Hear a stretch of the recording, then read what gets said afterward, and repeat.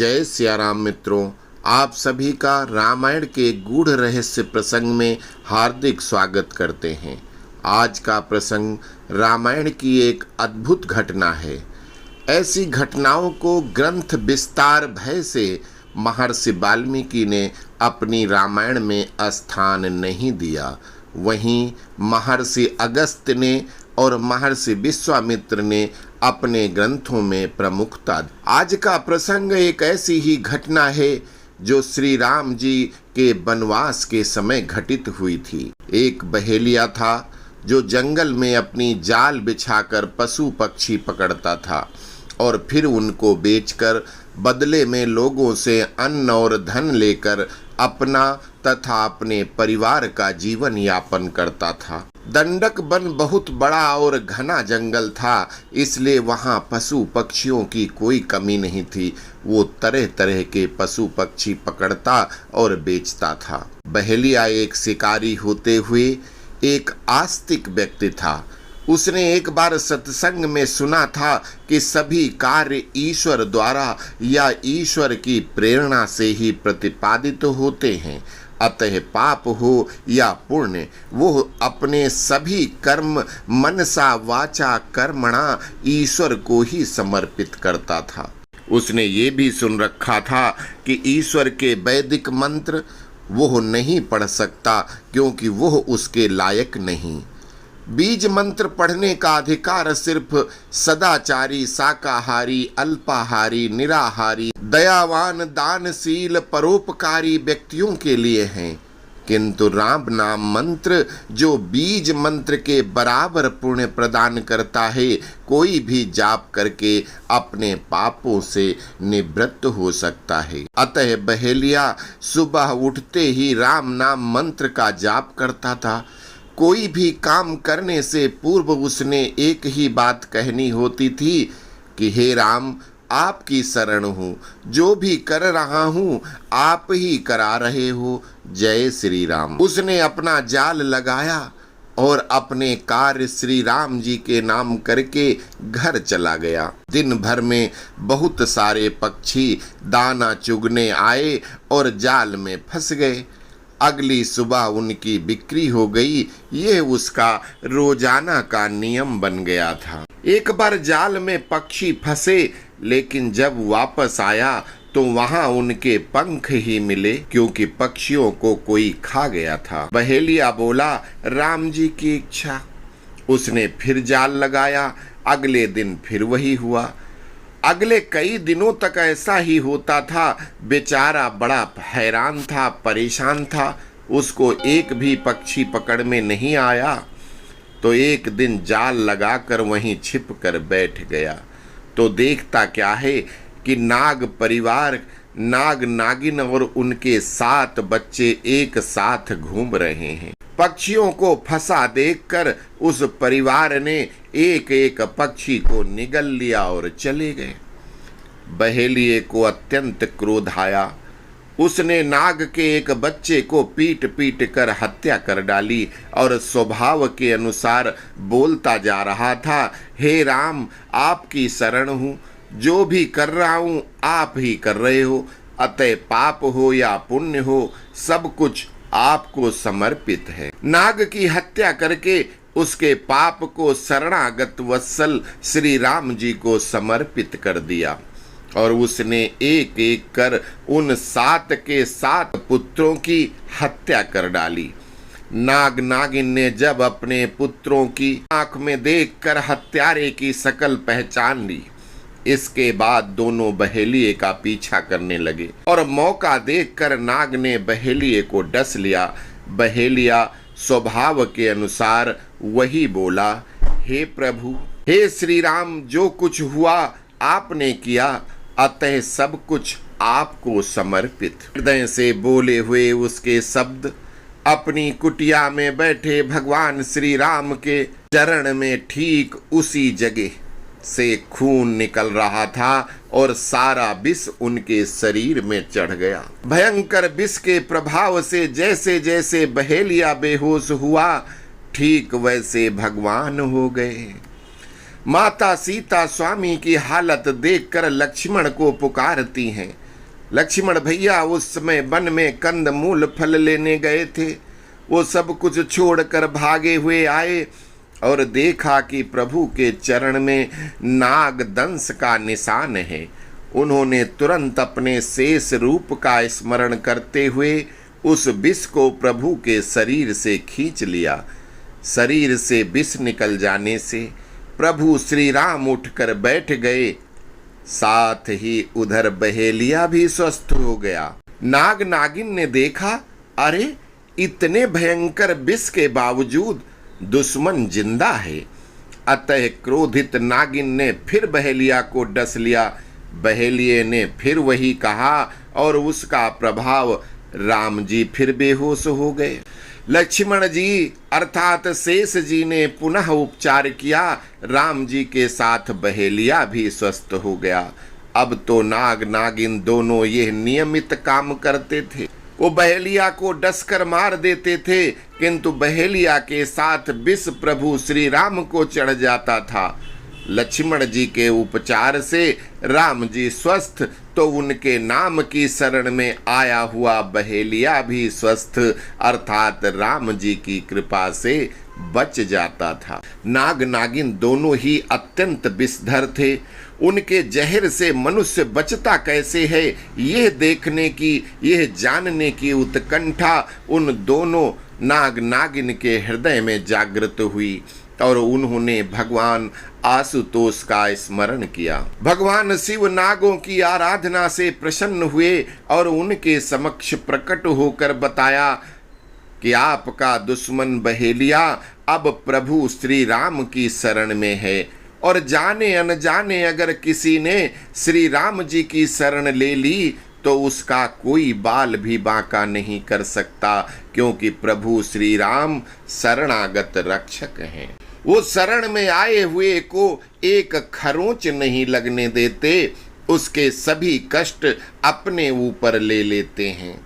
दुनिया में लड़ाई लगाकर मजे लेने में विख्यात नारद मुनि को भला चैन कैसे मिलता। नाग नागिन दोनों भगवान शिव के वचनों से संतुष्ट हो चुके थे, इसलिए उस दिन बहेलिये को उन दोनों ने नहीं डसा। बहेलिया अपनी आदत के अनुसार हर अच्छे बुरे काम के लिए प्रभु श्री राम को ही समर्पित करता था।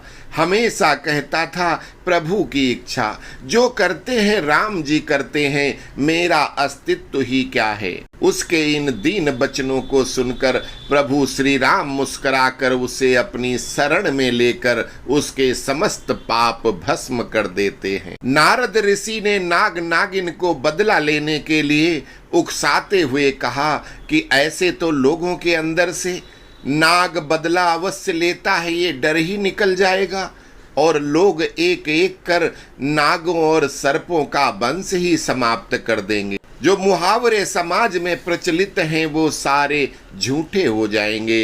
अतः आपको अपने बच्चों की मौत का बदला अवश्य लेना चाहिए। माना कि प्रभु श्री राम बड़े ताकतवर हैं, लेकिन फिर भी हैं तो वो मनुष्य रूप में ही, और मनुष्य कोई भी हो उसका शरीर 5 तत्वों से ही बना है। उसके अंदर वही मांसपेशियां, रक्त और रक्त संचार की नलियां ही हैं। आपके पास जो अमूल्य विष है वो रक्त संचार बंद कर देगा।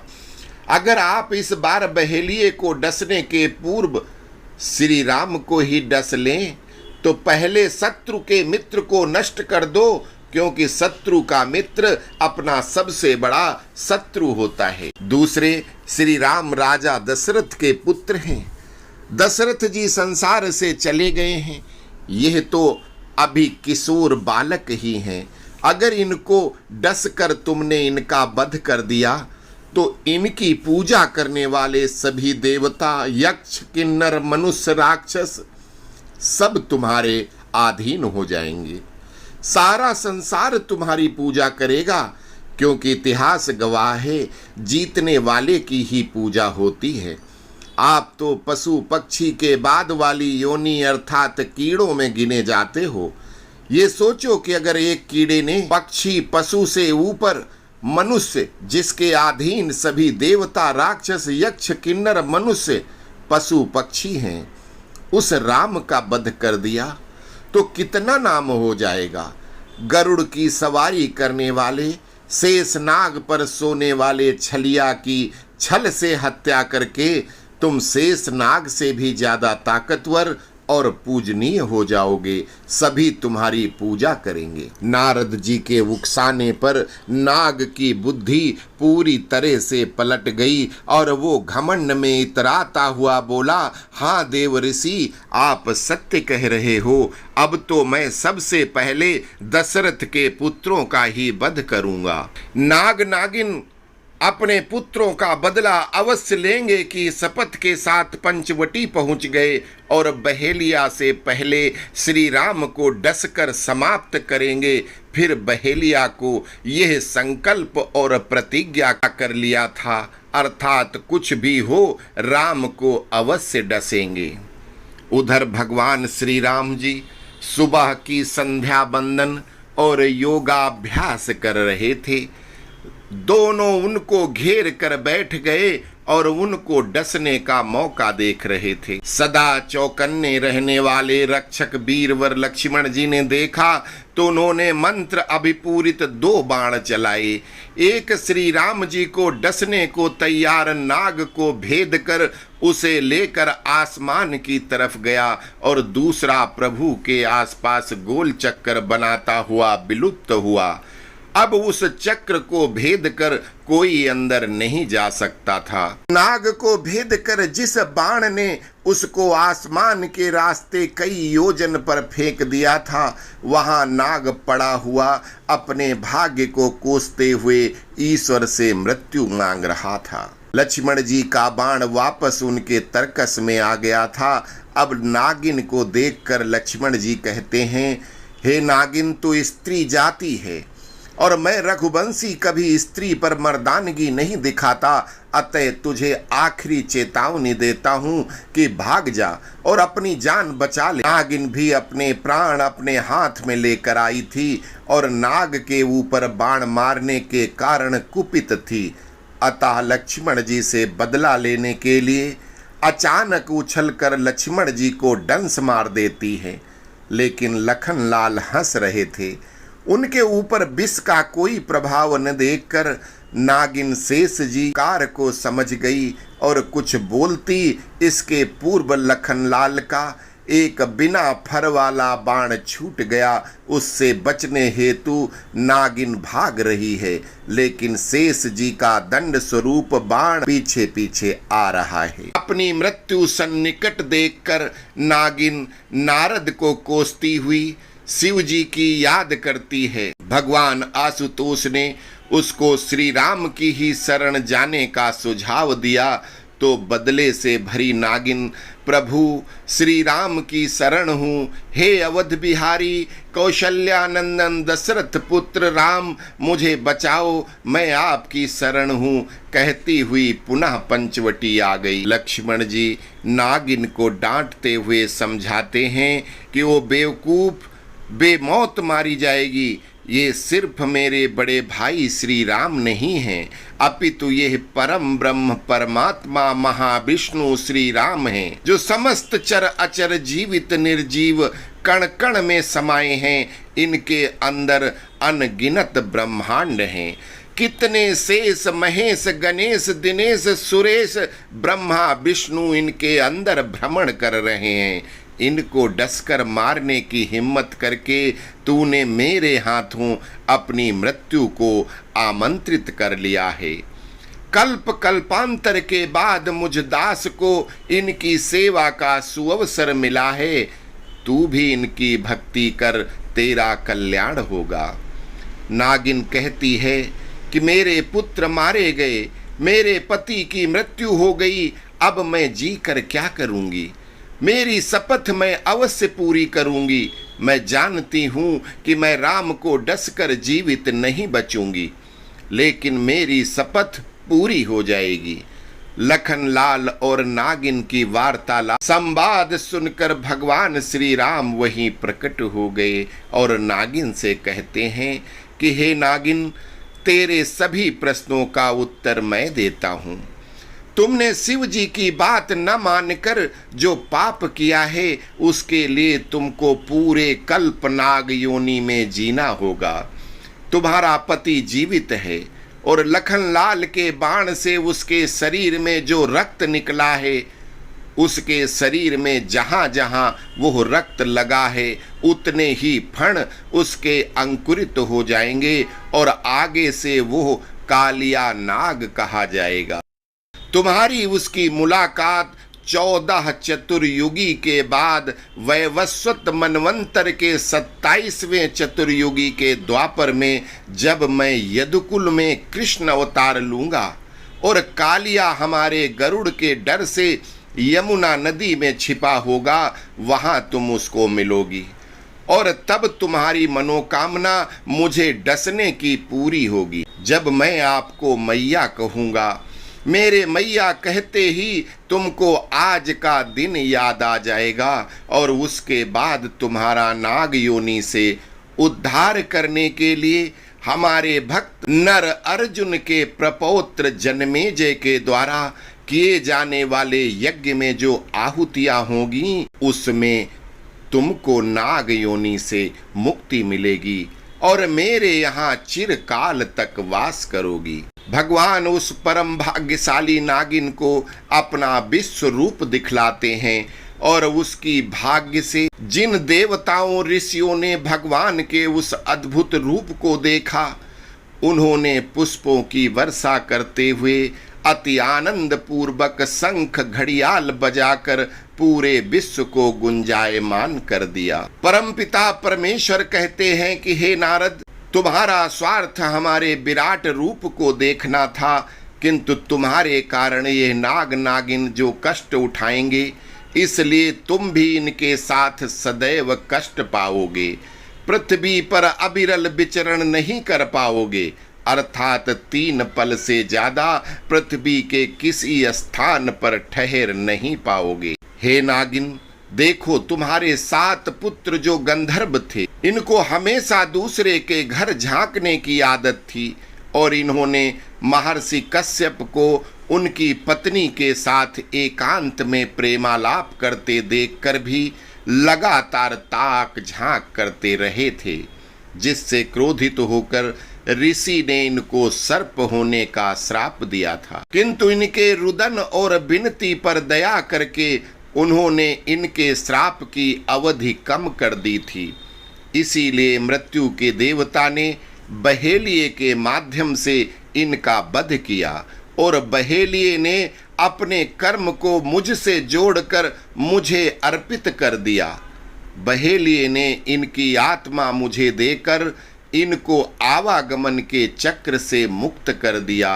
अब ये हमारे साथ हमारे लोक में रहते हैं। अब प्रभु अपने आकार को समेटकर राम रूप में आकर माया द्वारा सबको सब भुला कर बोलते हैं कि हे नागिन, मेरी शरण में आने से बहेलिये के सभी दोष पाप नष्ट हो गए, क्योंकि रघुवंशी राम का तो प्रण है कि जो भी मेरी शरण में आ गया तो मैं उसको अपने प्राण देकर भी बचाना पड़े तो अवश्य बचाऊंगा। जो मेरी शरण में आ जाए तो फिर मैं उसको अभय कर देता हूँ। इस तरह कृष्ण अवतार में इस नागिन ने अपने पति कालिया के साथ भगवान कृष्ण को कई बार डसकर अपनी प्रतिज्ञा पूरी की थी और कृष्ण जी ने उसी नागिन को मैया कहकर काली दह में संबोधित किया। ओह, यही त्रेता युग की नागिन थी, जिसका नाग योनि से उद्धार परीक्षित पुत्र महाराज जन्मेजय की नाग यज्ञ में हुआ और प्रभु के धाम में सदा के लिए चली गई। आशा करते हैं कि रामायण के इस गूढ़ रहस्य को जानकर आप सभी को आनंद आया होगा। अस्तु। जय श्री राम।